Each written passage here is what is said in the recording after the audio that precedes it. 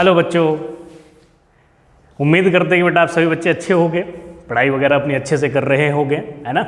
और आज फिर हम आपके लिए बेटा एक और लेक्चर इलेक्ट्रिक पोटेंशियल पर बेस्ड लेकर आए हैं। ठीक है मेरे लाल। तो इससे पहले हम क्या क्या चीज़ें कवर कर चुके हैं वो अभी तक हम 2 लेक्चर के अंदर बेटा पढ़ चुके हैं। और आज की क्लास के अंदर हमारा क्या है, आज टुडेज क्लासरूम में क्या है वो बेटा आपके पास लिखा हुआ है। एक है आपका इक्वी पोटेंशियल सरफेस। ठीक है, आज की क्लास के अंदर बेटा हम इक्वी पोटेंशियल सरफेस पढ़ने वाले हैं, है ना, पहली चीज़। दूसरी चीज़, उस पर किस किस प्रकार का प्रॉब्लम आता है आपका बोर्ड वगैरह के अंदर ये कंपटीशन में, वो करने वाले बेटा। साथ के साथ आपका एक बहुत ही इंपॉर्टेंट रिलेशन, ठीक, जो कि बहुत ही ज़्यादा इंपॉर्टेंट रिलेशन है, that is relation between electric field and potential gradient के नाम से भी हम इसको जानते हैं।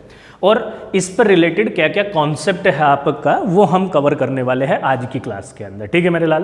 तो आप सभी बच्चे आज की क्लास जो है आपका जो टुडेज क्लासरूम है वो इन सभी चीज़ों पर डिपेंडेंट है, मतलब ये सब चीज़ें हम उसके अंदर आपके पास पढ़ने वाले हैं। ठीक है, एक एक करके स्टार्ट करते हैं। तो सभी बच्चे बेटा हेडिंग लगाएंगे इक्वी पोटेंशियल सरफेस। ठीक, तो चलिए।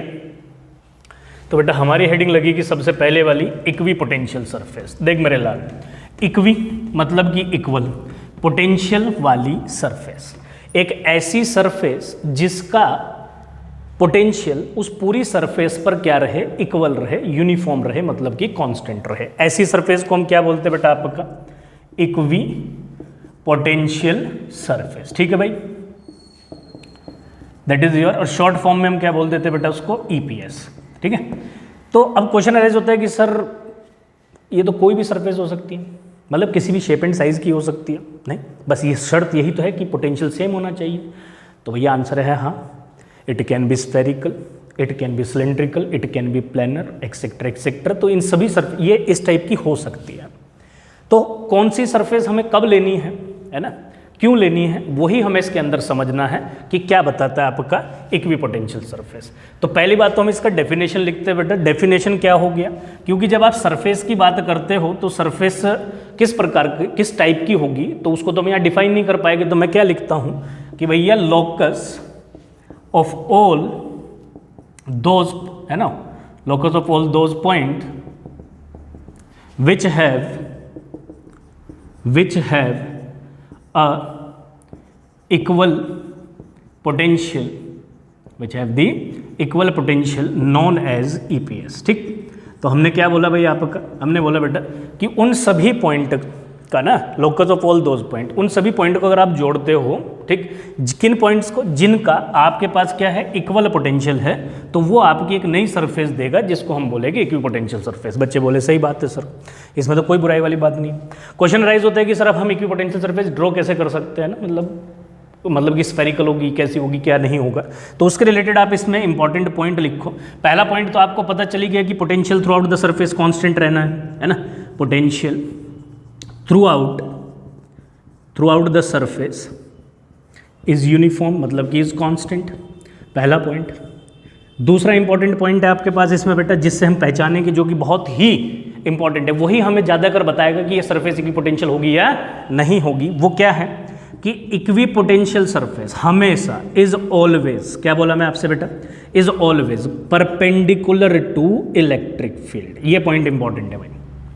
क्या बोले अपन कि इक्वी पोटेंशियल सरफेस हमेशा इलेक्ट्रिक फील्ड के कैसी होगी मेरे लाल, परपेंडिकुलर होगी। तीसरा इंपॉर्टेंट पॉइंट है कि अगर आप उस इक्वी पोटेंशियल सरफेस पे एक पॉइंट से दूसरे पॉइंट जाते हो तो वर्क डन 0 होगा। मतलब work done in moving from one point, work done in moving from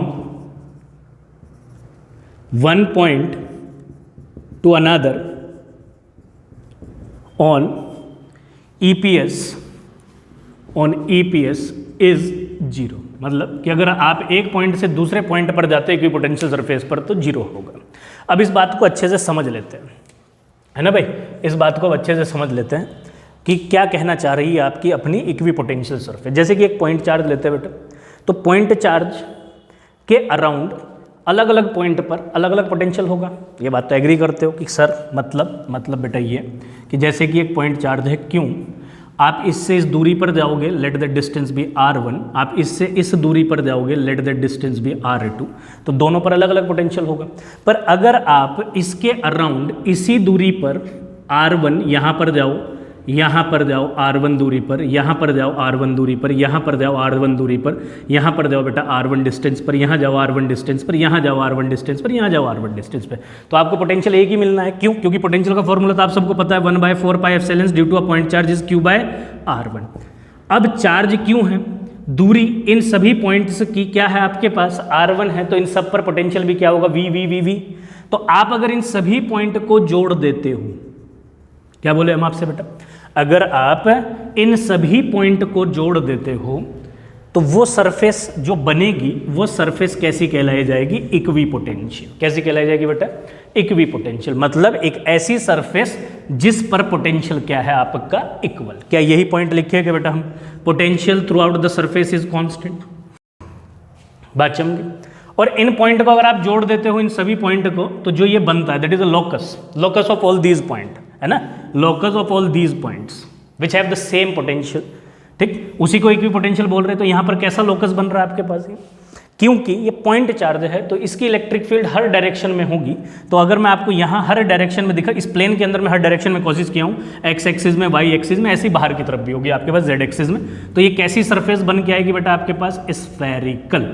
कैसी सरफेस बन के आएगी, स्फेरिकल। तो पॉइंट चार्ज के अराउंड जिस सरफेस की हम तलाश कर रहे थे, जिसको हम इक्विपोटेंशियल बोल रहे थे, वो कैसी है मेरे लाल, वो है बेटा आपके पास स्फेरिकल। बच्चे बोले सही बात है सर। तो पॉइंट चार्ज की वजह से कैसी सरफेस बनेगी, हमेशा स्फेरिकल। तो आप इसको अपना यहां पर स्टार बना के लिख भी लीजिए कि भैया EPS4 point charge, EPS4 point charge is, है ना, equipotential surface for point charge is spherical in nature. कैसी है मेरे लाल, स्फेरिकल। कैसी है, स्फेरिकल। इसको आपने नोट्स के अंदर लिख लीजिए, आपके काम आएगी। ठीक, दूसरी चीज, अच्छा इसमें कई बार क्वेश्चन कर देते बच्चे कि सर ये तो एक इक्विपोटेंशियल है, अगर एक से ज़्यादा बनाए, अरे भाई उस पॉइंट चार्ज के बाद ना कितनी बनाओ। जैसे R2 डिस्टेंस पर अगर आप दूसरी इक्विपोटेंशियल सरफेस बनाना चाहते हो, क्योंकि यहाँ पर पोटेंशियल कितना हो जाएगा, अब यहाँ पर पोटेंशियल हो जाएगा बेटा 1/4πε0 Q अपॉन R2। ठीक, अब इतनी ही दूरी पर आप जो जो पॉइंट लेते हुए चलोगे, है ना, उन सब का पोटेंशियल क्या रहेगा भाई, सेम। तो जब आप इन पॉइंट्स को बेटा जोड़ना स्टार्ट करोगे तो ये भी कैसी शेप मिल के आएगी आपको, स्फेरिकल। तो आपको ध्यान रखना है, आप 1 बनाओ, 2 बनाओ, 3 बनाओ, 4 सरफेस बनाओ, तो बस सरफेस जो बननी है वो कैसी बननी है, पॉइंट चार्ज के अबाउट मेरे लाल, स्फेरिकल। इसमें क्वेश्चन पूछा जाता है अक्सर, जिस पर बोर्ड बहुत ज़्यादा फोकस करता है आपका क्वेश्चन पूछते समय, वो क्या करता है कि जो ये EPS आपने बनाई है, 1 बनाई, 2 बनाई, इसके बाद तीसरी बनाओ, चौथी बनाओ, उनके बीच का डिस्टेंस कैसा रहेगा। मतलब कि क्या वो यूनिफॉर्म डिस्टेंस पर इक्विपोटेंशियल, मतलब कि स्फेरिकल सरफेसेस बनेगी, या आपके पास उनके बीच का गैप बढ़ सकता है, घट सकता है, तो ये कुछ भी हो सकता है। तो इसी चीज़ को अभी हम आगे क्लास के अंदर लेके आएंगे, तो आप बने रहिए बेटा क्लास के अंदर, ये आपको सिखाया जाएगा। ये क्वेश्चन है कि इंपॉर्टेंट क्वेश्चन है, तो ये इसी क्लासरूम के अंदर, है ना, गोल लिखे थे ना मैंने आपके पास, टुडेज क्लासरूम लिखा था, तो उसमें मैंने आपको मेंशन किया था एक जगह, relation between electric field and potential, और उस पर बेस्ड कॉन्सेप्ट। तो ये उसी पर बेस्ड एक कॉन्सेप्ट है। मेरी बात समझ में आई? बच्चे बोले सही बात है सर। दूसरी चीज, तो पहली बात आपको समझ में आएगी भाई पॉइंट चार्ज के लिए, है ना बेटा, पॉइंट चार्ज के लिए कैसी बनेगी आपके पास, स्फेरिकल। आगे बढ़ते हैं। अगर सपोज करो कि कहीं आपको रीजन के अंदर, क्या बोल रहा हूं मैं आपसे, इस रीजन के अंदर आपको इलेक्ट्रिक फील्ड यूनिफॉर्मली दे दी गई है, ऐसे करके कुछ ये जा रही, ये जा रही, ठीक, ऐसे करके कुछ नहीं, ये जा रही, ये जा रही, ठीक, ऐसी यूनिफॉर्म इलेक्ट्रिक फील्ड जा रही है। इसका सोर्स क्या होगा, कहीं इनफाइनाइट चार्ज रखा होगा, है ना, इनफाइनाइट दूरी पर कोई चार्ज रखा होगा, तो वहां से आपके पास इलेक्ट्रिक फील्ड आ रही है ना, यहाँ से आ रही है। मेरी बात समझ में आ रही है? और हो सकता है इनफाइनाइट दूरी पर चार्ज न रखा हो, कोई आपके पास लीनियर चार्ज बॉडी रही हो, यूनिफॉर्म डिस्ट्रीब्यूशन, इलेक्ट्रिक फील्ड आपके पास आ रही है। तो ये इलेक्ट्रिक फील्ड आ रही है, शीट की वजह से भी हो सकती है, इनफाइनाइट चार्ज की दूरी पर भी हो सकती है, किसी वजह से हो सकती है, तो यहाँ से ऐसे इलेक्ट्रिक फील्ड आ रही है। अब मैंने क्या बोला कि जो EPS है वो हमेशा परपेंडिकुलर है इलेक्ट्रिक फील्ड के, है ना। कुछ बच्चे इस पर आपत्ति या सोच सकते हैं, अपने दिमाग के अंदर ला सकते हैं क्वेश्चन की कैसे, तो आप पहले ऊपर वाले से देख लो क्या हुआ। ये पॉइंट चार्ज है बेटा, तो पॉइंट चार्ज की वजह से ऐसे कुछ इलेक्ट्रिक फील्ड होगी। अब क्योंकि इलेक्ट्रिक फील्ड इस स्फेरिकल शेल के रेडियली आउटवर्ड है, तो यहीं से तो ऑब्जर्व किया हमने, ये इलेक्ट्रिक फील्ड क्या बेटा यहाँ से रेडियली आउटवर्ड है, तो रेडियली जो आउटवर्ड लाइन सरफेस पर गिरती है वो कितना एंगल बनाती है मेरे लाल, 90 डिग्री। ये कौन है तुम्हारा इक्वी पोटेंशियल सरफेस, ये कौन है तुम्हारी इलेक्ट्रिक फील्ड, दोनों के बीच में एंगल कितना है 90 डिग्री। तो EPS is always perpendicular to electric field, दूसरा इंपॉर्टेंट पॉइंट। ठीक है, मैं अगली ईपीएस इसके लिए बना देता हूं, तो आपको ध्यान रखना है कि इसके परपेंडिकुलर आपको सिर्फ एक लाइन ड्रॉ करनी है। ठीक, ये इसके एंगल 90 डिग्री बनाएगी, तो यहां से आप अपना प्लेन बना दीजिए। तो कैसी बन गई आपके पास बेटा ये, है ना, यूनिफॉर्म इलेक्ट्रिक फील्ड के लिए, है ना, यूनिफॉर्म इलेक्ट्रिक फील्ड के लिए आपकी चाहिए वेरिएबल इलेक्ट्रिक फील्ड भी हो, बस आपकी कैसी होनी चाहिए, पैरेलल इलेक्ट्रिक फील्ड लाइंस होनी चाहिए। तो पैरेलल इलेक्ट्रिक फील्ड लाइंस के लिए जो ईपीएस बन रहा है वो कैसा बन रहा है बेटा आपके पास, प्लैनर। कैसा बन रहा है, प्लैनर। तो लिख दे के भाई यहाँ पर that is your planar EPS. कैसा बना आपके पास, प्लैनर ईपीएस। इसको भी आपने ध्यान रखना है अपने लिए। ठीक, तीसरा पॉइंट है आपके पास बेटा, work done in moving from one point two another on EPS is 0। तो अगर आप एक पॉइंट से दूसरे पॉइंट पर जाते हो, है ना, क्या बोले बेटा हम आपका, अगर आप एक पॉइंट से दूसरे पॉइंट पर जाते हो इक्विपोटेंशियल सरफेस पे, तो आपका वर्क डन 0 रहता है। कैसे, ये जैसे कि आपका सरफेस है, यहाँ का पोटेंशियल R1 दूरी पर था आपका ये, तो R1 दूरी पर आपका पोटेंशियल कितना था V। ये डिस्टेंस भी कितनी है बेटा आपके पास V, ये भी डिस्टेंस R1 है यहाँ से यहाँ तक, यहाँ पर भी पोटेंशियल कितना है V। ठीक है, इसको मैं A मान लेता हूँ पॉइंट को, इसको B मान लेता हूँ। तो अगर मैं लिखूँ पोटेंशियल एट A भी V है और पोटेंशियल एट B भी V है। वर्क डन क्या होता है, वर्क डन क्या होता है, potential difference from one point two another, और जितना चार्ज आप यहाँ से लेकर जा रहे हो, मैं सपोज करो कि मैं यहाँ से कोई DQ चार्ज ले जाता हूँ बेटा, है ना, DQ चार्ज ले जाता हूँ, तो आपका वर्क डन कितना हो जाएगा, change in potential into DQ charge. अब पोटेंशियल इक्वल है, मतलब कि final potential minus initial potential, नहीं देखते हुए चलो, तो final potential minus initial potential into DQ। तो आपका वर्क डन कितना आया भाई, V minus V into DQ। तो इस हिसाब से बेटा वर्क डन कितना है आपके पास 0। तो क्या यही पॉइंट लिखे हो क्या आप, work done in moving from one point two another on EPS is 0। बात क्लियर हो गई आपको। तो ये तीनों पॉइंट आपको अच्छे से याद रखने हैं। दूसरी बात अच्छे से याद रखनी है, पॉइंट चार्ज के अबाउट स्फेरिकल ईपीएस बनेगा। तीसरी चीज आपको ध्यान रखनी है कि क्या जितनी भी ईपीएस उस पर बनेंगे क्या सर सारे स्फेरिकल बनेंगे, आपको याद रखना है हाँ। अब कहीं आपका पैरेलल इलेक्ट्रिक फील्ड जा रही हो, चाहे वो यूनिफॉर्म हो, चाहे आपके पास वो वेरिएबल इलेक्ट्रिक फील्ड लाइंस हो, बस वो पैरेलल जा रही हो। अगर वो पैरेलली जा रही है तो उस पर जो ईपीएस बनेगा वो कैसा बनेगा आपके पास बेटा, प्लैनर बनेगा। ये दूसरी बात आपको ध्यान रखनी है। इस पर भी क्वेश्चन आएगा कि सर अगर दूसरा ईपीएस इस पर बनाना हो क्या वो भी प्लैनर बनेगा, हाँ वो भी प्लैनर बनेगा। बस इससे आप पहचान लीजिएगा अपना कि इलेक्ट्रिक फील्ड के वो प्लेन सरफेस क्या होनी चाहिए, परपेंडिकुलर होनी चाहिए। पर एक क्वेश्चन फिर रह जाता है, वही क्वेश्चन कि इनके बीच का डिफरेंस कितना होगा, तो वो लेटर ऑन क्लास के अंदर हम डिस्कस कर लेंगे। ठीक है मेरे लाल, इसको आगे रफ करता हूँ, मैं आगे बढ़ता हूँ बेटा। ठीक है, तो ये दो टाइप की सरफेसेस आपको पता चली, एक स्फेरिकल और एक प्लैनर। अगले पे बढ़ते हैं।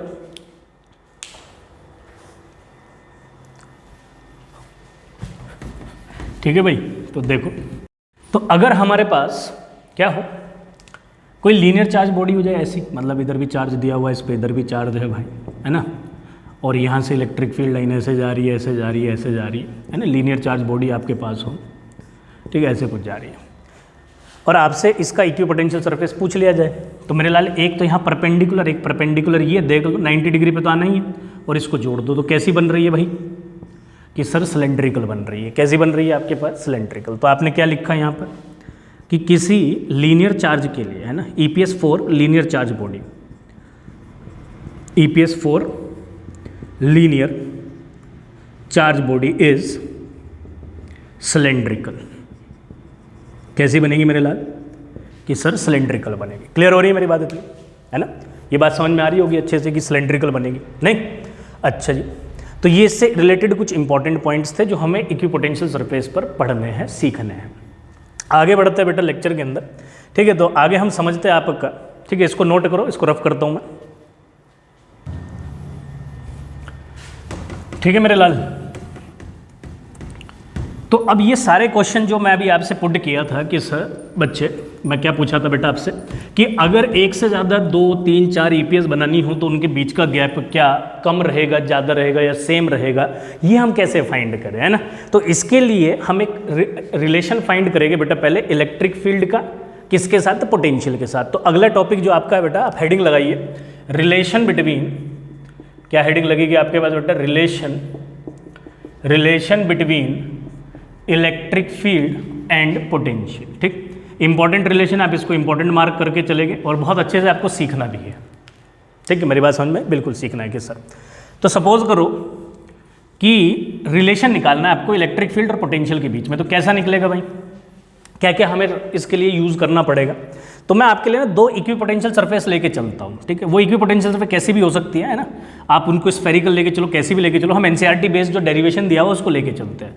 तो भैया आपको कुछ दो इक्विपोटेंशियल सरफेस है बेटा हमारे पास, है ना, कुछ ऐसे करके,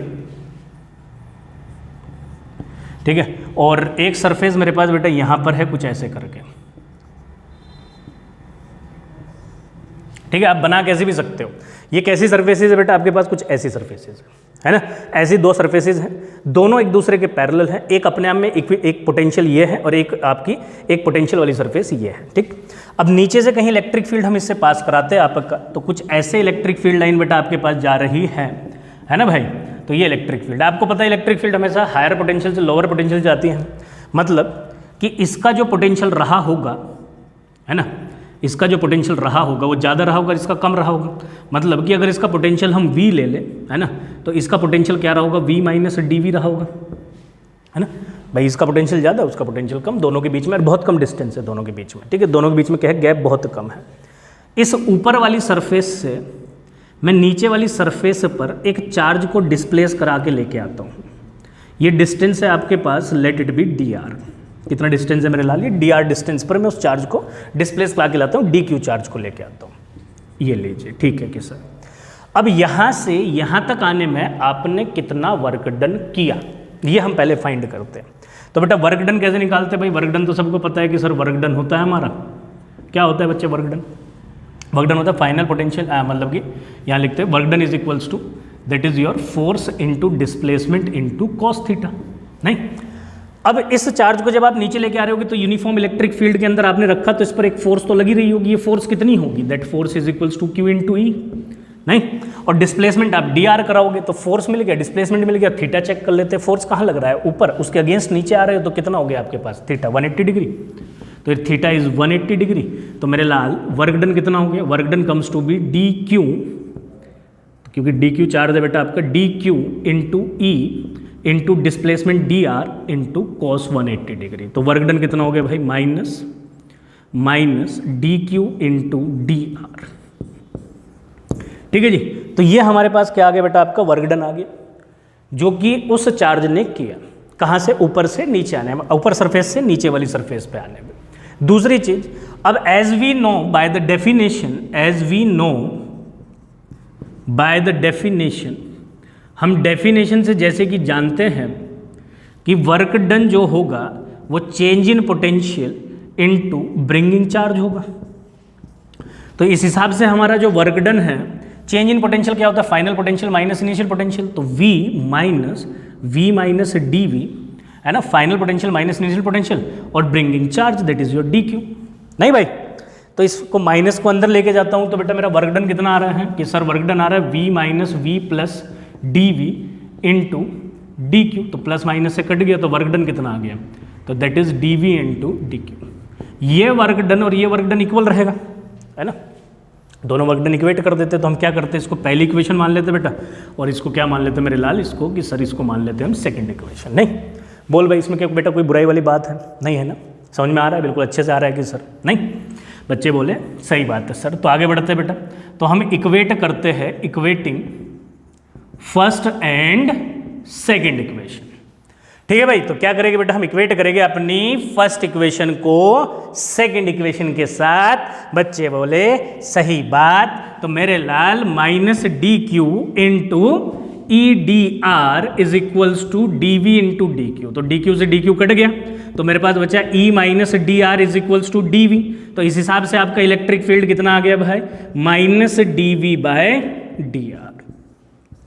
आगे नहीं आ गया आपके पास। तो इलेक्ट्रिक फील्ड किसके इक्वल है, potential per unit distance travelled by the charge, है ना। इन दोनों के बीच का जो पोटेंशियल डिफरेंस है, ध्यान रखेंगे यहाँ पर, इन सभी का मतलब है ये क्या है बेटा, ये दो इक्विपोटेंशियल सरफेस के बीच का टाइनी डिफरेंस है। बच्चे बोले सही बात है सर। और ये डी आर क्या है, डी आर आपके पास डिस्टेंस बिटवीन टू ईपीएस है। क्या बोला मैं, डिस्टेंस बिटवीन टू ईपीएस। तो लिख दे क्या, तो डी आर कौन था आपके पास बेटा यहाँ पर, डिस्टेंस बिटवीन टू ईपीएस। बच्चे कई बार इसको भूल जाते हैं, डिस्टेंस बिटवीन टू ईपीएस, ऐसा नहीं करना, अगर भूलोगे तो भैया फिर भूले रह जाओगे, है ना। नंबर कहाँ से आएगा, है कहाँ से कंपटीशन क्रैक होगा, कहाँ से बोर्ड के अंदर अच्छा रिजल्ट आएगा, है ना।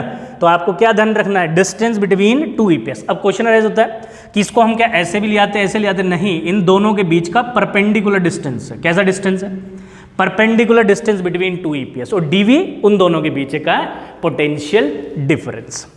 अब सपोज करो, चलो अच्छा ये बात तो आपको समझ में आ गई ना भाई, ये रिलेशन जो बोर्ड के अंदर आपका इंपॉर्टेंट था वो आपको समझ में आ गया, बेसिक हो गया आपके पास ये, derivation for board and learning for board competition and all, ठीक। अब इसी पे हम क्या कर दे कि जैसे कि ये तो अभी आपको दोनों ईपीएस सरफेस ना एक पर्टिकुलर प्लेन में दी गई थी, अब ये कहीं स्पेस के अंदर किसी एंगल पे दे दिया जाए, नहीं है ना भाई, मतलब कि इसके जो कोऑर्डिनेट हो गए वो एक्स वाई जेड कहीं पे भी हो सकते, मतलब कि बेटा जो आपके पास इसका जो पोटेंशियल है वो सिर्फ और सिर्फ एक ही डायरेक्शन में डिपेंडेंट ना हो, मतलब 3D में आपके पास वो डिपेंडेंट हो, मतलब आपका जो पोटेंशियल है वो एक्स पे भी डिपेंड करे, वाई पे भी डिपेंड करे और जेड पे भी डिपेंड करे, तो तब क्या होगा, है ना। कभी ऐसे वाली सिचुएशन अगर आपके पास आए तो देखो मैं लिख के दिखाता हूँ आपको बेटा, क्या बोले हम आपस से कि जो आपका पोटेंशियल है वो अब आपका x में भी है, y में भी है और z में भी है। तो उस टाइम पे अगर मुझे इस फॉर्मूले को लिखना हो तो आप कैसे लिखोगे, तो बेटा आपको उस टाइम इसको इंस्टेंटेनियस, जैसे हम d/dx लिख रहे हैं ना, वन डायमेंशन में तो हम dv/dx लिख दे रहे हैं, है ना। अब आपका जो r है ना, जैसे कि मैं दिखाता हूँ, मैं क्या बोलना चाह रहा हूँ बेटा, ये देखो ध्यान से देखो कि नाउ जो potential is a function of x, y and z, है ना। तीनों का पोटेंशियल आपके पास इन 3D है ना, तीनों का आपके पास पोटेंशियल क्या है, फंक्शन है।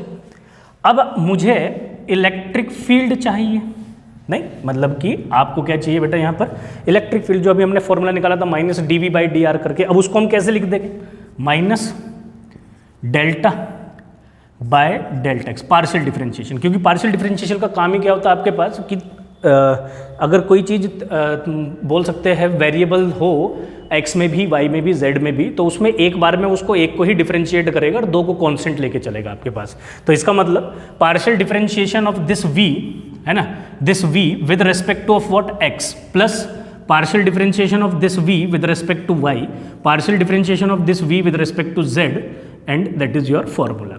तो इसको हम क्या लिख देंगे बेटा, e comes to be minus v को पूरे को बाहर ले लो, d/Δx plus d/Δy plus d/Δz into v, ठीक है। ये मैग्नीट्यूड ऑफ इलेक्ट्रिक फील्ड आपके पास यहाँ पर आया, है ना बेटा, ये मैग्नीट्यूड ऑफ इलेक्ट्रिक फील्ड बेटा आपके पास यहाँ पर आया। और अगर मुझे इसको डायरेक्शन के साथ लिखना है तो that is your e vector will be minus i cap delta by delta x plus j cap delta by, है ना, del by del y plus k cap del by del z into multiply में बेटा हमारे पास v, ठीक है भाई। तो ये मेरे पास आ गया बेटा आपका इलेक्ट्रिक फील्ड का फॉर्मूला। क्लियर होगी मेरी बात। इस पे जैसे कि एक क्वेश्चन आपको देते हैं भाई, क्वेश्चन सपोज करो कि आपसे क्वेश्चन के अंदर क्या बोला है, इसको बात को समझते हैं, इसको हम समझते हैं बेटा कि क्वेश्चन है आपके पास, है ना, आपके पास क्वेश्चन क्या है कि पोटेंशियल आपको x, y और z में एक इक्वेशन के थ्रू दिया हुआ है, let the potential if potential is equals to minus of 5x plus 6 of y plus आपका 7 या आपका ले लो भाई कि √15, ठीक है ना, कुछ भी ले लिया मैंने, √15 ऑफ z, कुछ ऐसा आपके पास बेटा पोटेंशियल गिवन है, x पे भी है, y पे भी है और z पे भी है। आपसे पूछ लिया गया है कि फाइंड द मैग्नीट्यूड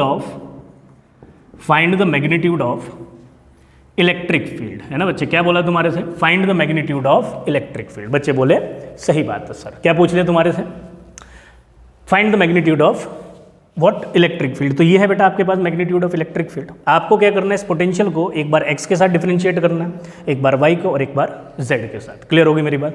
तो जब मैं इस पोटेंशियल को डिफरेंशिएट करूंगा तो मतलब हमारे पास हो गया E is equals to minus x वाले को, इन दोनों को कांस्टेंट मान के चलेंगे तो ये बाहर रहेंगे, तो आप पहले x वाले को कर लो तो कितना हो गया, -5d del by del X of x plus 6 del y by del y plus √15 del z by del z, ठीक है। तो ये आ गया बेटा मेरे पास। बच्चे बोले सही बात है सर। तो यहाँ से E comes to be your -5 + 6 that is with direction ना, आप इसको वेक्टर फॉर्म में लिखो, आपसे मैग्नीट्यूड पूछा ना उसने, तो that is plus J cap और दैट इज प्लस योर के कैप, ठीक है। तो that is your -i cap plus 6 J cap plus √15 के कैप, ठीक है बेटा। तो ये आ गया आपके पास electric field in vector form. अब आपको इसका मैग्नीट्यूड चाहिए, तो मैग्नीट्यूड के लिए आप क्या कर लोगे बेटा, E vector is equals to √-5 का स्क्वायर प्लस 6 का स्क्वायर प्लस √15 का स्क्वायर, ठीक है मेरे लाल। तो कितना आ गया भाई आपके पास, दैट कम्स टू बी 25 + 36 + 15, तो 25 + 15 कितना हो गया हमारे पास, दैट इज योर 40 और आपका रूट में आ गया बेटा 76, ठीक। तो that is your magnitude of electric field. बात समझ की आपको? हाँ बेटा बात चमकी। अगर सिर्फ वो होता आपके पास -5x तो d/dx करके आपके पास कर लेते, उसमें तो कोई बुराई वाली बात नहीं थी। पर अगर ऐसे आ जाए तो आप पार्शियल डिफरेंशिएशन डेल यूज़ करके आप अपना फॉर्मूला निकाल सकते हो, जो क्वेश्चन आपको दिया उस प्रॉब्लम को सॉल्व कर सकते हो, ठीक है। मैं रफ करता हूँ इसको, एक क्वेश्चन रीड करता हूँ। ये क्वेश्चन आपका कब पूछा गया है बेटा, ये आपका किसी कॉम्पिटिटिव एग्जाम में पूछा गया है। तो मैं क्वेश्चन रीड करता हूँ, आप उसको समझेंगे। जो बच्चे उसको खुद से करना चाहते हैं, जैसे कि आप सब बच्चों को पता ही है कि आप वीडियो को पॉज करें, उस क्वेश्चन को करें, स्क्रीन पे आपको क्वेश्चन दिखेगा मेरे लाल, और फिर मैं उसका सोल्यूशन कराऊंगा। उसको क्रॉस चेक करो, सॉल्व करो, देखो। तो बढ़ते बेटा क्वेश्चन की तरफ मैं रीड करता हूँ, ठीक है बेटा। क्वेश्चन क्या बोलता है, the potential at a point x measured in AIEEE 2007 का क्वेश्चन है। किस चीज़ का क्वेश्चन है आपके पास बेटा, that is your question is from AIEEE 2007 का क्वेश्चन है, ठीक है। तो इसी पर बेस्ड इसी कॉन्सेप्ट पर बेस्ड है। और भी कई सारे क्वेश्चन उनको आपको खुद से प्रैक्टिस करना है एक बार। इसको मैं तरीके को समझा देता हूँ, तरीका तो मैं आपको वैसे क्लियर कर ही चुका हूँ, और यहाँ से एक क्वेश्चन किस तरीके से हम प्रीवियस ईयर का भी सॉल्व कर सकते हैं वो भी बता देता हूँ बेटा। बहुत अच्छा क्वेश्चन है, बहुत मन से करेंगे, ठीक है, और सीखते हुए चलेंगे बेटा। The potential at a point x, जो पॉइंट x है वो मेजर्ड है माइक्रोमीटर में, due to some charges situated on the x axis is given by. तो आपको वो पोटेंशियल जो गिवन है बेटा, वो कितना गिवन है आपको, 20/x² - 4। तो x जो है बेटा वो यहाँ पर माइक्रोमीटर के अंदर मेजर किया गया है। The electric field at x is equals to 4 is given by. तो आपसे इलेक्ट्रिक फील्ड पूछी है कितने पर, x इज इक्वल्स टू 4 पर। चार ऑप्शन आपके पास हैं, 5/3 वोल्ट पर माइक्रोमीटर इन नेगेटिव x डायरेक्शन, और ऐसे ही आपके पास स्क्रीन पर ऑप्शन दिख रहे होंगे, तो चेक करते हैं कौन सा ऑप्शन आपके पास करेक्ट है। क्योंकि ये तो सिर्फ एक ही डायरेक्शन में हो गया, इसमें तो आपको पार्शियल डिफरेंशिएशन की जरूरत नहीं है। तो 1D डायरेक्शन के आएंगे तो dy/dx करोगे, माइनस लगा के, तो आपका आंसर आ जाएगा। बच्चे बोले सही बात है सर कि तो -dv/dx, ठीक है, इससे काम निपट जाएगा। तो -d/dx ऑफ vx कितना है बेटा, 20/x² - 4, ठीक है।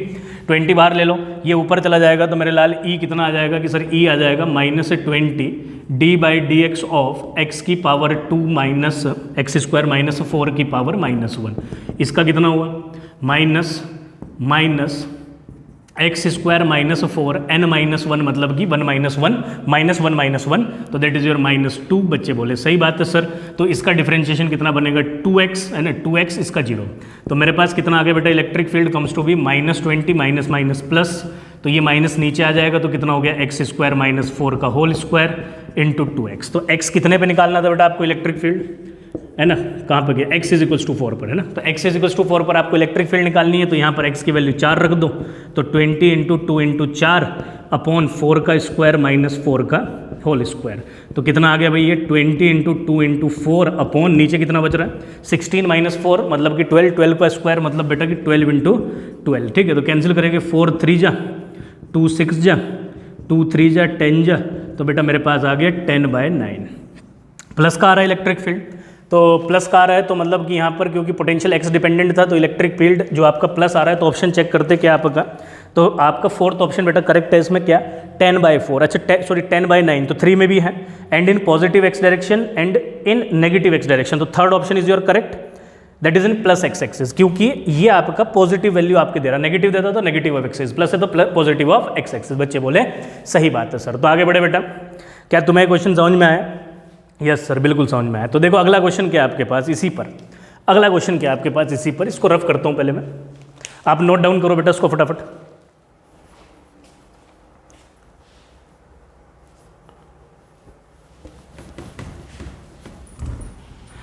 ठीक है मेरे लाल। तो देखो क्वेश्चन क्या बोलता है, अगला क्वेश्चन देखते क्या है हमारे पास। ठीक, आपको एक क्वेश्चन के अंदर क्या गिवन है, आपको एक ग्राफ एक फिगर गिवन है बेटा आपको, जिसमें है ना आपका कुछ इस प्रकार ये कुछ सरफेसेस हमें दी गई है जिनका कुछ अपना पोटेंशियल है, प्लेनर सरफेसेस हैं। सपोज करो इसका पोटेंशियल है बेटा 10 वोल्ट, इसका पोटेंशियल है 20 वोल्ट और इसका पोटेंशियल हमें गिवन है 30 वोल्ट। और ये जिस एक्सिस पे लाई कर रही है that is along the x axis, ये यहाँ पर 10 centimetre, that is your 20 centimetre, that is your 30 centimetre. तो हमारे से क्या पूछा है इस क्वेश्चन के अंदर, है ना, तो हमारे से क्या बोला गया बेटा इस क्वेश्चन के अंदर, हमारे से पूछा है find the magnitude of electric field. ठीक है मेरे भाई, क्या बोला गया बेटा क्वेश्चन के अंदर, हमारे से पूछा है कि इसके अंदर हमें इलेक्ट्रिक फील्ड का मैग्नीट्यूड फाइंड करना है। सबसे पहली बात, बच्चे बोले सही बात है सर। तो देखो अगर आपको इलेक्ट्रिक फील्ड का मैग्नीट्यूड फाइंड करना है और हमें पोटेंशियल गिवन है, ठीक है, तो हमें अलग अलग सरफेसेस गिवन है। आप सब बच्चों को एक बात पता है कि इलेक्ट्रिक फील्ड जो होती है बेटा वो क्या होती है, किसी भी इक्वी पोटेंशियल सरफेस के परपेंडिकुलर होती है ना। और उस परपेंडिकुलर इलेक्ट्रिक फील्ड होने की वजह से आपका एक रिलेशन होता है between two equi potential surface, जिसको मैं लिखता हूं, आप सब बच्चों ने अभी थोड़ी देर पहले भी किया उसको। तो क्या है हमारे पास relation, E is equals to minus dV by dr। मैं आपको बताया था बेटा पहले भी, आपको बहुत ध्यान से मैंने बोला था कि इसको ध्यान से समझना है। dV जो है वो पोटेंशियल डिफरेंस है टू इक्वी पोटेंशियल सरफेसेस का और परपेंडिकुलर डिस्टेंस है dr, है ना। पहली बात आपको ध्यान रखनी है, जैसे कि ये और ये सरफेस है, इन दोनों के बीच का पोटेंशियल डिफरेंस, क्योंकि यहाँ पर पोटेंशियल डिफरेंस बड़ा है तो मैं इसको लिख लेता हूँ minus delta V upon delta R। बच्चे बोले सही बात है सर, हमें क्या चाहिए, हमें सर मैग्नीट्यूड चाहिए, तो हमारे पास delta V upon delta R आ जाएगा। क्लियर होगी बात इतनी। डेल्टा V आपको यहाँ पर देखते ही मिल रहा होगा, डेल्टा V मतलब कि दो इक्वी पोटेंशियल सरफेसेस के बीच की डिस्टेंस, तो 20 minus 10 is equals to 10 volt, पहली बात। अब आपको चाहिए परपेंडिकुलर डिस्टेंस, तो देखो परपेंडिकुलर डिस्टेंस कैसे निकालोगे। अच्छा, क्वेश्चन के अंदर ये एंगल आपको गिवन है बेटा, दैट इज योर 30 डिग्री, है ना, ये आपको गिवन है। आप सभी बच्चों को पता है कि इलेक्ट्रिक फील्ड ईपीएस के परपेंडिकुलर होती है। अगर मैं यहाँ से ऐसे कुछ ड्रॉ करूँ तो ये इलेक्ट्रिक फील्ड कहलाई जाएगी। Electric field is always perpendicular to EPS, और मुझे इन दोनों के बीच का परपेंडिकुलर डिस्टेंस चाहिए। तो ये देख मेरे लाल, that is your perpendicular distance. बच्चे बोले बिल्कुल सर। तो ये एंगल कितना हमारे पास 30, तो ये एंगल 90, तो बेटा ये एंगल कितना हो जाएगा 60, है ना। मुझे कौन सी डिस्टेंस गिवन है, ये वाली डिस्टेंस गिवन है, कितनी है 20 माइनस 10 मतलब कि योर 10 सेंटीमीटर। ठीक, अब इसका ये वाला कंपोनेंट कितना हो जाएगा 10 cos 60, तो मेरे पास जो परपेंडिकुलर डिस्टेंस है बेटा वो कम्स टू बी 10 cos 60। तो 10 cos 60 कितना होता है हमारे पास, दैट इज 1/2, तो दैट इज 5 सेंटीमीटर। मीटर में चेंज करूंगा तो बेटा मेरे पास कितना आ जाएगा 5 × 10 की पावर -2 मीटर। बच्चे बोले सही बात है सर, है ना, आसान है, कोई दिक्कत वाली बात नहीं। इन दोनों की वैल्यू मैं यहाँ पर अपने फॉर्मूले में रखता हूँ। तो मैग्नीट्यूड ऑफ इलेक्ट्रिक फील्ड जो हमारे से पूछा गया है ना, मैग्नीट्यूड ऑफ इलेक्ट्रिक फील्ड जो हमारे से पूछा गया है वो कितना आ जाएगा बेटा 10/5 × 10 की पावर -2। ये वोल्ट में है, ये मीटर में है, तो वोल्ट पर मीटर। तो मैग्नीट्यूड ऑफ इलेक्ट्रिक फील्ड, तो 5 × 2 जा, ये ऊपर जाएगा बेटा 200 वोल्ट पर मीटर। ठीक है भाई, कोई दिक्कत वाली बात है कि नो सर, कोई प्रॉब्लम नो सर। ठीक, तो आगे बढ़ जाए क्या। अब देखो इसी पर थोड़ा सा एडवांस क्वेश्चन की तरफ अगर हम बढ़े ना, इसी के मतलब थोड़ा सा इसी पर अगर एक ग्रेड अप कर दिया जाए, एक लेवल अप कर दिया जाए, तो कैसा क्वेश्चन पूछा गया है। देखो भाई उसको भी एक क्वेश्चन और समझेंगे सब बच्चे। ठीक है, आपसे क्या बोला गया कि एक आपके पास इनफाइनाइट शीट है, चार्ज शीट है, ठीक, कुछ इस तरीके से वो रखी हुई है इनफाइनाइट चार्ज शीट। इस पर कितना चार्ज है, इसकी सरफेस चार्ज डेंसिटी आपको गिवन है, that is your plus sigma. और इससे किसी इस पॉइंट पर ध्यान से देखना बेटा क्वेश्चन को, यहां पर और यहां पर दो पॉइंट आपको दिए गए हैं, लेट दैट पॉइंट बी। ठीक है बेटा, तो यहां पर ए और यहां पर क्या दिया गया आपको, दो पॉइंट दिए गए ए एंड पी। बच्चे बोले सही बात है सर। ठीक, आपसे क्या बोला गया है कि फाइंड द पोटेंशियल डिफरेंस। आपसे क्या बोला गया है, find the potential difference between A and B. अब बच्चे सोचेंगे कि सर इस क्वेश्चन को कैसे किया, मतलब कि पहला थॉट यही आएगा ना भाई हमारे दिमाग के अंदर कि सर इस क्वेश्चन को कैसे करें। पहले तो हम अपने सिचुएशन को देखते हैं कि हमें चार्ज इनफाइनाइट प्लेन शीट दी है, तो इलेक्ट्रिक फील्ड हमें पता होती है किसी भी प्लेन शीट की वजह से, चार्ज शीट की वजह से, इनफाइनाइट चार्ज शीट की वजह से कितना होता है, कितना होता है बेटा इलेक्ट्रिक फील्ड। तो सर हमारे पास इलेक्ट्रिक फील्ड होता है सिग्मा अपॉन 2 एप्सिलॉन नॉट। ठीक, ये हमें पता है। पूछा हमारे से पोटेंशियल डिफरेंस है, तो ऑटोमेटिकली दिमाग के अंदर एक कॉन्सेप्ट गूंजने लगा होगा कि सर क्यों ना हम इलेक्ट्रिक फील्ड और पोटेंशियल डिफरेंस, पोटेंशियल ग्रेडियंट वाला फॉर्मूला यूज़ कर लें, है ना भाई, क्यों ना कि उस फॉर्मूले को हम यूज़ ना कर ले, बिल्कुल उसी को यूज़ करेंगे। पर सर उसके अंदर तो हमारे पास 2 EPS के बीच का डिस्टेंस होता है, वो पोटेंशियल डिफरेंस 2 इक्विपोटेंशियल सरफेस का होता है। तो मेरे लाल एक चीज़ बताओ, यहाँ से अगर आप इलेक्ट्रिक फील्ड लाइन्स ऐसे ड्रॉ करते हो, है भाई, बिल्कुल सर, अगर बेटा यहाँ से आप इलेक्ट्रिक फील्ड लाइन ड्रॉ करते हो तो आप सब बच्चों को पता है कि इलेक्ट्रिक फील्ड के जो परपेंडिकुलर जो सरफेस होती है, कौन, जो इलेक्ट्रिक फील्ड के परपेंडिकुलर जो सरफेस होती है वो क्या कहलाई जाती है कि सर, वो क्या कहलाई जाती है कि बेटा, है भाई, वो कहलाई जाती है आपकी इक्विपोटेंशियल सरफेस। तो एक इसके पैरेलल एक ड्रॉ करो तो ये एक इक्विपोटेंशियल सरफेस है, पहली चीज। दूसरा, एक इक्विपोटेंशियल सरफेस ये है। अच्छा, इसमें एक चीज़ और देखना, ये वाला एंगल आपको गिवन है बेटा इसमें, है ना, इस वाले एंगल को 37 डिग्री दिया गया है, ठीक, और इन दोनों के बीच की डिस्टेंस भी दी गई है ना, ये भी मैं लिखना रह गया, मैं भी लिख देता हूँ। इन दोनों के बीच की डिस्टेंस 5 सेंटीमीटर दी गई, मतलब इन दोनों ए और बी के बीच का जो पॉइंट का डिस्टेंस है 5 सेंटीमीटर। तो आपने क्या किया कि एक सरफेस बेटा यहाँ से ड्रॉ कर ली इसी के पैरेलल, नहीं कि बिल्कुल सर, है ना, तो बेटा एक सरफेस ही हो गई। अब देख के बताओ, क्या ये 2 इक्विपोटेंशियल सरफेसेस हैं? बिल्कुल है। क्या अब VB जो पोटेंशियल होगा वो क्या एक इक्विपोटेंशियल इस EPS का एक पॉइंट होगा, है ना, और जो VA पोटेंशियल होगा अब वो इस सरफेस का पोटेंशियल होगा। अब ये 2 इक्विपोटेंशियल सरफेस के बीच की जो परपेंडिकुलर डिस्टेंस है, क्या वही बेटा अब हमारी यहाँ डेल्टा R लिखी जाएगी? अरे बात चमक रही है, बिल्कुल चमक रही है सर। तो अगर मैं चलता हूँ डेल्टा R ये dr, क्योंकि यहाँ पर स्मॉल डिस्टेंस है दोनों के बीच का, तो मैं dr लिखूंगा, तो मेरे पास कितना हो जाएगा, E is equals to minus dV/dr, है ना। मुझे पोटेंशियल डिफरेंस चाहिए था तो मैं इसको क्या लिख लेता बेटा, that comes to be dV is equals to minus E/dr। तो आप इंटीग्रेट करोगे तो आपका पोटेंशियल आ जाएगा, है ना, तो आपका पोटेंशियल आ जाएगा। इसको रफ करके इधर लिख देता हूँ, है ना, ये तो आप सब बच्चों ने नोट कर ही लिया होगा कि बिल्कुल सर, है ना।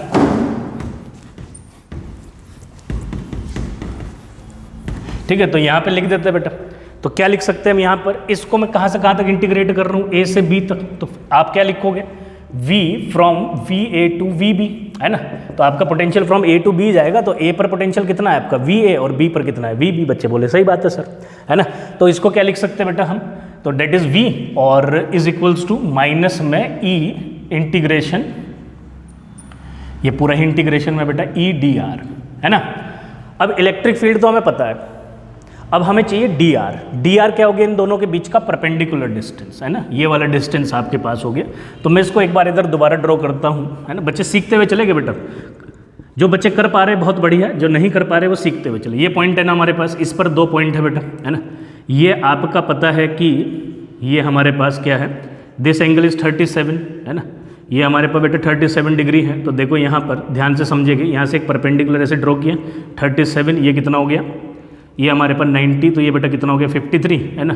तो यहाँ से ऐसे ड्रॉ करते तो ये एंगल 53, तो ये एंगल भी कितना हो गया हमारे पास 53। कोई दिक्कत वाली बात नहीं है, बिल्कुल नहीं है। और ये हमें गिवन था, ये कितना गिवन था, इन दोनों पॉइंट के बीच का distance, that is your 5 centimetre.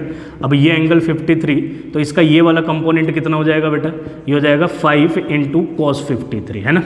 Resolve करना तो हमारे से आता ही है। तो ये हमारा dr हो गया, तो dr कितना हो गया 5 cos 53 डिग्री, ठीक। अब इसको मैं डायरेक्ट लिख लूँगा, तो यहाँ से हमारे पास कितना आ गया, VB minus VA negative sign is equals to E कितना है, सिग्मा अपॉन, है ना, सिग्मा अपॉन 2 एप्सिलॉन नॉट, तो पूरा कांस्टेंट है ना बेटा। तो dr को इंटीग्रेट करके आपको यही मिलना है, इसके बीच का डिस्टेंस, है ना, बिल्कुल सर। और ये वाला डिस्टेंस हमारे पास आ ही गया है, इंटीग्रेशन ऑफ dr लगा लो चाहे आप, है ना। तो बेटा हमारे पास dr आ गया, तो यहाँ पर मैं वैल्यू लिखता हूँ VA minus VB is equals to sigma upon 2 epsilon naught, and your dr comes to be 5 into cos 53, ठीक है बेटा। तो cos 53 कितना होता है मेरे लाल, कि सर cos 53 होता है आपका 3/5, ठीक। तो यहाँ पे लिखेंगे VA minus VB is equals to sigma upon 2 epsilon naught into 5 3/5, तो 5 से 5 कैंसिल, तो आंसर कितना आ गया 3 सिग्मा अपॉन 2 एप्सिलॉन नॉट, तो VA माइनस VB, ठीक। तो बेटा ये रहा हमारे पास इसका सॉल्यूशन, ठीक है। तो आपको कुछ नहीं करना है, आपको मैं प्रोसेस बता ही दिया हूँ कि प्रोसेस में कुछ नहीं बेटा, प्रोसेस वही है आपके पास, सिंपल एक ही काम आपको करना है, क्या कि सर इलेक्ट्रिक फील्ड और पोटेंशियल डिफरेंस का जो रिलेशन है वो तभी एप्लीकेबल होगा जब दो इक्विपोटेंशियल सरफेसेस हो और उसके बीच का परपेंडिकुलर डिस्टेंस हो, बस। इसके अलावा आपके पास कोई भी सिचुएशन किसी भी सरफेस के लिए इलेक्ट्रिक फील्ड गिवन हो तो आप इजीली फाइंड कर सकते हैं। क्लियर हो गई बेटा बात इतनी? सब बच्चे इसको फटाफट नोट करेंगे, फिर आगे बढ़ते हैं। ठीक है बेटा, तो देखो किस टाइप का हमारे पास क्वेश्चन आता है। अब आपको पता है कि अगर मैं होलो स्फेयर ले लेता हूँ, क्या ले लेता हूँ कि सर कि बेटा होलो स्फेयर अगर मैं लेता हूँ, बहुत ध्यान से देखेंगे, ठीक है? आपके पास कोई होलो स्फेयर है। अब होलो स्फेयर का मतलब क्या हुआ कि चार्ज कहाँ रिसाइड कर रहा है? सारा उसके आउटर सरफेस पे। तो अंदर इलेक्ट्रिक फील्ड कितनी हो गई? 0, है ना? अंदर किसी भी पॉइंट पर इलेक्ट्रिक फील्ड कितनी हो गई? 0। अब इसकी सरफेस जिसका दूरी हम लेके चल लेते हैं सेंटर से, क्या बोला बेटा मैं? सेंटर से यहाँ तक की डिस्टेंस लेके चलो आप r, इस पर चार्ज ले लो q, तो इसकी सरफेस का जो पोटेंशियल होगा वो हो जाएगा मेरे लाल 1/4πε0 q/r। बच्चे बोले सही बात है सर। भाई ये बात तो चमक रही है ना कि भाई 1/4πε0 q/r उसकी सरफेस पे पोटेंशियल होगा, बिल्कुल होगा। अंदर अगर मुझे पोटेंशियल निकालना हो, अंदर इलेक्ट्रिक फील्ड 0 है ना, अंदर इलेक्ट्रिक फील्ड 0, और आपके पास रिलेशन अभी क्या लिखवाए थे हम आपको? क्या लिखवाए थे बेटा? dv is equals to integration of, अभी लिखे थे नहीं लिखे थे, e इंटू डी आर। तो अंदर इलेक्ट्रिक फील्ड 0, तो दैट इज 0, तो ये बन गया हमारे पास v, ये बन गया हमारे पास कांस्टेंट। तो मैं इसको क्या लिख सकता हूँ कि पोटेंशियल अंदर क्या रहेगा? कांस्टेंट। और किसके इक्वल होगा? पोटेंशियल इनसाइड जो सरफेस पे होगा वही पोटेंशियल इनसाइड पर भी होगा। इसको आपने बहुत ध्यान से रखना है। इसमें भी कुछ कन्फ्यूजन आती है, इसमें भी कुछ कन्फ्यूजन आती है, जैसे कि मैं समझाता हूँ आपको। क्वेश्चन पकड़ते बेटा, एक क्वेश्चन से समझते। आपसे मैंने क्या बोला कि जो सरफेस पर पोटेंशियल है, इसमें मैं लिख देता हूं, यहां एक स्टार पॉइंट बना के लिख देता हूं, ठीक है? क्या लिखूंगा कि पोटेंशियल ऑफ द सरफेस, जो सरफेस पर चार्ज रिसाइड कर रहा होगा, इंड्यूस नहीं। क्या लिखा मैंने कि जो चार्ज है ना, this potential of the surface, क्या लिखा मैंने यहां पे? Potential of the surface is due to the charge reside on it, है ना, चार्ज रिसाइड ऑन इट। ठीक है, तो जो यहाँ पर v सरफेस में ले रहा हूँ बेटा आपके पास, वो कौन सा है? वो पोटेंशियल है उस पर जो चार्ज रिसाइड कर रहा है। जैसे यहाँ पे चार्ज रिसाइड कर रहा है इसके ऊपर क्यों, तो इसकी वजह से जो पोटेंशियल होगा वो अंदर होगा। ठीक, कई बार बच्चे क्या कर देते हैं कि सर ये लो, है ना, यहाँ पर एक चार्ज रख दिया क्यों और बाहर एक चार्ज दे दिया सरफेस को क्यों, तो इसकी वजह से क्या होगा कि यहाँ पर इस क्यू की वजह से यहाँ पर क्या हो जाएगा? माइनस क्यू चार्ज इंड्यूस हो जाएगा। ऐसा आएगा जब हम सीखेंगे ना। मैं आपको यहाँ, जो बच्चे बिल्कुल फ्रेश एकदम, जिनको ये चीज़ नहीं पता है वो भी ध्यान दो। आपको ये तो पता है ना बेटा कि अगर मैं चार्ज रखता हूँ तो उसकी वजह से इंड्यूस होता है चार्ज, है ना, कि भाई अगर मैं यहाँ पर सरफेस पर प्लस क्यू चार्ज दूंगा और यहाँ पर कोई चार्ज नहीं होगा तो ये प्लस अपनी तरफ इसको इंड्यूस करेगा, है ना, और पीछे कैसा चार्ज छोड़ देगा? उतना ही पॉजिटिव चार्ज छोड़ देगा। अगर ये मेटेलिक है, ये मेटेलिक है, तो दोनों पर इक्वल अमाउंट ऑफ चार्ज आएगा, मतलब कि यहाँ माइनस क्यू और यहाँ पर प्लस क्यू चार्ज आएगा। नहीं, तो यहाँ पर ये क्यू रखा हूँ तो यहाँ पर माइनस क्यू, तो पीछे कितना आ जाएगा? क्यू। अब अगर मैं सरफेस का पोटेंशियल निकालूँ, ध्यान से देखना मैं क्या बोल रहा हूँ, मैं क्या बोल रहा हूँ, मैं बोल रहा हूँ कि अगर अब बेटा है ना, अब मेरे लाल हैं, मेरे प्यारे प्यारे बच्चों, अगर मैं इसके सरफेस पर अब पोटेंशियल निकालूं तो वो क्या आएगा मेरे पास? 1/4πε0, that is your radius r, है ना, तो q plus Q upon r, ये मेरा पोटेंशियल आएगा सरफेस पे। तो अब बच्चे क्या बोलेंगे कि अगर सर मुझे इस r/2 तो अगर मुझे बेटा इस r/2 डिस्टेंस पर पोटेंशियल निकालना हो तो बच्चे क्या बोलेंगे कि सर जो सरफेस का पोटेंशियल वो इनसाइड का पोटेंशियल, है ना भाई, यही तो बोलेगे कि सर जो सरफेस का पोटेंशियल वो इनसाइड का पोटेंशियल। ठीक है, तो इसका मतलब अंदर भी पोटेंशियल कितना हो गया? 1/4πε0 q/r। गलत, एकदम गलत। मैं क्या बोला हूं? जो पोटेंशियल सरफेस पे है वो कौन से वाला कंसीडर करना है आपको? जो चार्ज उस पर रिसाइड कर रहा है, जो उस पर इंड्यूस हुआ वो नहीं। तो क्या सर ये वाला पोटेंशियल गलत हो गया सरफेस का? अरे नहीं, वो सरफेस के लिए ट्रू है, पर वही पोटेंशियल अंदर थोड़ी होगा मेरे भाई। बात समझे? इतनी बात आप इसको ऐसे समझो, नॉट इक्वल टू 0। अगर कुछ बच्चे कहेंगे कि सर हम तो इंड्यूस कराएंगे नहीं चार्ज ना, एक थॉट ये भी आता है कि सर क्यों कराए हम चार्ज इंड्यूस, इस पॉइंट चार्ज का यहाँ पर पोटेंशियल होगा। मैंने कहा होगा, अपनी सरफेस का पोटेंशियल होगा तो दोनों को प्लस कर दो, तब भी तो यही आएगा, बिल्कुल वही आएगा, चेक कर लो। तो यही तो मैं समझा रहा हूँ। तो अगर आप इस तरीके से करते हो q/r प्लस 1/4πε0, ये तो पॉइंट चार्ज की वजह से पोटेंशियल हुआ, अपनी सरफेस की वजह से कितना हुआ? q/r। ठीक है, आप पूरे को कॉमन ले लो तो q प्लस क्यू आ गया। ऐसे भी कर सकते हो, ये थोड़ा अंडरस्टूड है, पर कई बार बच्चे क्या करते हैं बेटा इसमें, ये इंड्यूस चार्ज करके कर लेते हैं। क्या करते हैं? इंड्यूस चार्ज करके भी कर लेते हैं। तो वो ध्यान रखे वो बच्चे कि भाई सरफेस पर जो चार्ज इंड्यूस हुआ है वो सरफेस पर पोटेंशियल जनरेट करेगा, ये ट्रू है, पर अंदर भी उसकी वजह से उतना ही पोटेंशियल होगा, ये ट्रू नहीं है। पर हाँ, जो सरफेस का चार्ज होगा, क्या बोला मैंने फिर से, जो सरफेस का चार्ज होगा उसकी वजह से जो सरफेस से पोटेंशियल होगा वो अंदर भी उतना ही होगा, ये भी ट्रू है। क्लियर हो गई बात इतनी? तो सर अगर मुझे इस r/2 दूरी पे निकालना हो तो भाई एट r/2 पे निकालते बेटा हम, है ना। तो इस r/2 दूरी पे निकालते हैं तो देखो कैसे निकलेगा बेटा पोटेंशियल। तो दैट इज 1/4πε0। किसकी वजह से निकालेंगे? पहले तो इस पॉइंट चार्ज की वजह से होगा, दैट इज q/r/2 प्लस, और फिर इस बाहर वाले जो चार्ज है ना उसकी वजह से अंदर पोटेंशियल होगा 1/4πε0 q/r। तो इसको क्या लिख सकता हूँ मैं? सॉरी, इस पर चार्ज कितना बेटा? दैट इज कैपिटल क्यू है ना, स्मॉल क्यू है, कैपिटल क्यू है, स्मॉल क्यू है, तो that is small Q upon 8। सही जा रहे हैं अपन, तो इसको ऊपर ले जाता हूँ। तो 1/4πε0 बेटा 2q/r प्लस 1/4πε0 q/r। क्लियर हो गई बात इतनी, है ना भाई? तो ये बेटा मेरे पास यहाँ पर क्या आ गया?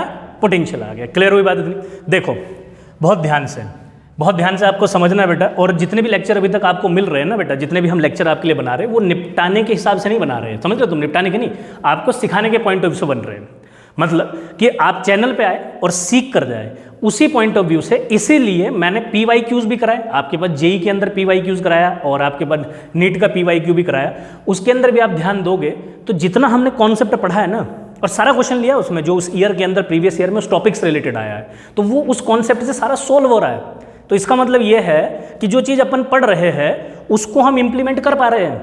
इंप्लीमेंट कर पा रहे हैं तो नंबर हमें मिल पा रहे हैं, नंबर मिल पा रहे हैं तो बेटा अच्छे से एग्जाम हो पा रहा है। यही तो हमारा टारगेट है। अरे बात चमकी इतनी? बिल्कुल चमकी। तो आप इसको फटाफट नोट करो, लास्ट क्वेश्चन करते, फिर उसके बाद बेटा इसको क्या करते हैं, आपके पास लेक्चर को आज इतना ही रखते हैं। हमारा जो आज का टुडेज क्लासरूम है वो कंप्लीट हो जाएगा। ठीक है, तो बेटा मैं इसको रफ करता हूँ।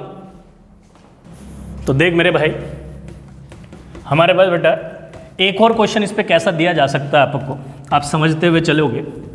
सरल क्वेश्चन है, इस पे कोई डिफिकल्ट क्वेश्चन नहीं आएगा। जो कॉन्सेप्ट आपको सिखाया है ना, बस उसको अच्छे से रखना है, ठीक है? वो कॉन्सेप्ट नहीं भूलना है, बहुत इंपॉर्टेंट है कॉन्सेप्ट। बच्चे बोले सही बात है सर। तो हमारे से देखो क्वेश्चन क्या दिया है मेरे पास बेटा। क्वेश्चन है कि 3 कंसेंट्रिक होलोस्फेयर्स है, या शेल बोल सकता हूँ, जिसमें से पहले वाले का रेडियस है r, दूसरे वाले का रेडियस है 2r और बेटा तीसरे वाले का रेडियस है 3r। ठीक, पहली बात, पहले वाले पर चार्ज दिया गया है Q1, दूसरे पर दिया गया है Q2, तीसरे पर दिया गया है Q3। ठीक है, दूसरी बात,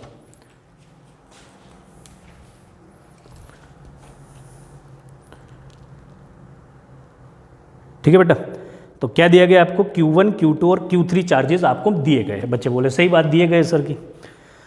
अब हमारे से पूछ दिया गया कि आप फाइंड द रेशियो ऑफ, क्या बोला गया बेटा आपसे? Find the ratio of Q2 and Q3। आपसे Q2 एंड Q3 का रेशियो, अच्छा एक चीज़ और गिवन की गई, अच्छा मैं भूल गया यार, मैं भूल जाता हूँ बीच बीच में ना क्वेश्चन में। ये देखो अब दे दिया आपके पास, तो इनर वाली और आउटर वाली सरफेस क्या की गई है आपके पास? अर्दन की गई है। बच्चे बोले सही बात है सर। अर्दन करने का मतलब क्या हुआ? इसका पोटेंशियल 0, तो मतलब इसका नेट पोटेंशियल कितना हो जाएगा? 0 हो जाएगा।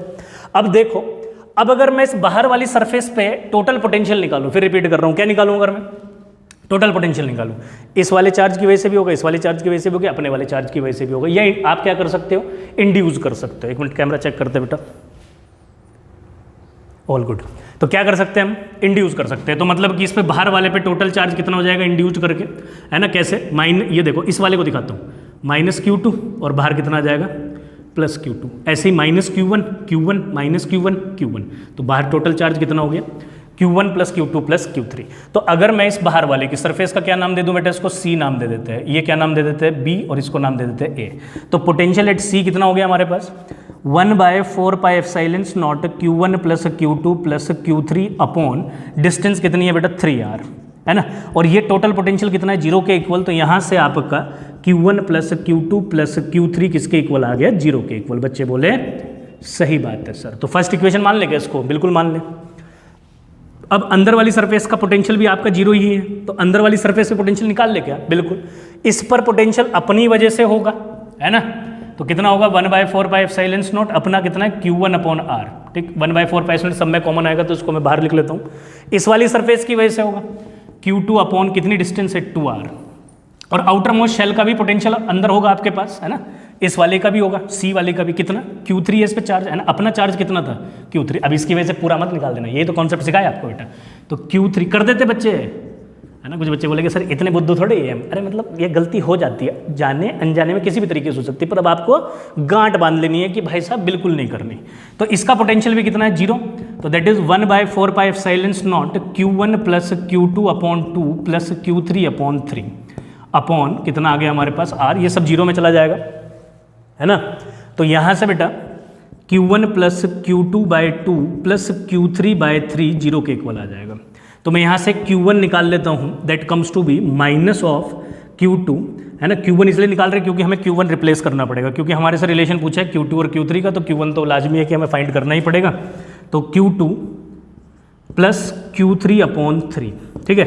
अब इस Q1 को हम अपनी पहले वाली इक्वेशन में सब्सटीट्यूट करेंगे। क्या करेंगे बेटा? पहले वाली इक्वेशन के अंदर सब्सटीट्यूट करेंगे। बच्चे बोले सही बात है सर, ठीक है। तो सब्सटीट्यूशन करते हैं। तो जब बेटा सब्सटीट्यूट करेंगे तो हमारे पास आ जाएगा minus Q2 upon 2 minus Q3 upon 3 plus Q2 plus Q3 is equals to 0। इन दोनों का एलसीएम लो, है ना। मतलब Q2 में से माइनस गया तो कितना बचा? Q2 अपॉन 2 प्लस Q3 में से गया तो कितना बचा? 2/3 of Q3 is equals to 0। सही कर रहे हैं ना बेटा अपन? बिल्कुल कर रहे हैं कि सर। तो यहाँ से अपने पास Q2/2 is equals to minus 2/3 Q3, तो Q2/Q3 comes to be minus 4/3। Understood? तो इस तरीके का अगर आपके पास थोड़ा सा एडवांस कर दिया जाए तो आप उसका समझ जाना। अर्थिंग का मतलब होता है कि आपके पास पोटेंशियल ऑफ दैट सरफेस, है ना, कितना कर दिया गया है? 0 कर दिया गया। क्लियर हो गई इतनी बात मेरी? बिल्कुल, है ना। तो आप इसको नोट करो भाई। फिर क्या कहते हैं बेटा, आज आपका इस लेक्चर के अंदर जो भी हमने गोल सेट किए थे क्लासरूम के, वो हमारे कंप्लीट हो चुके हैं। और उम्मीद करते हैं कि ये चीज़ें जितनी आपको सिखाई जा रही है आप बहुत अच्छे तरीके से सीख रहे होगे और समझ में भी आपको आ रही होगी। और कमेंट के थ्रू आपको अपने क्वेश्चंस भी पुट करने हैं बेटा, वरना टेलीग्राम आपके पास है, वहाँ पर अगर आप ज्वाइन करोगे तो फिजिक्स आस्क एंड लर्न, ठीक है। तो वहाँ पे अपना क्वेश्चन पुट करोगे और सीखोगे, ठीक है। तो आप वहाँ पे कर सकते हो। एक ऑप्शन वो भी है आपके पास, इधर कमेंट तो ही आप बेटा वहाँ से पूछ सकते हो, ठीक है मेरे लाल।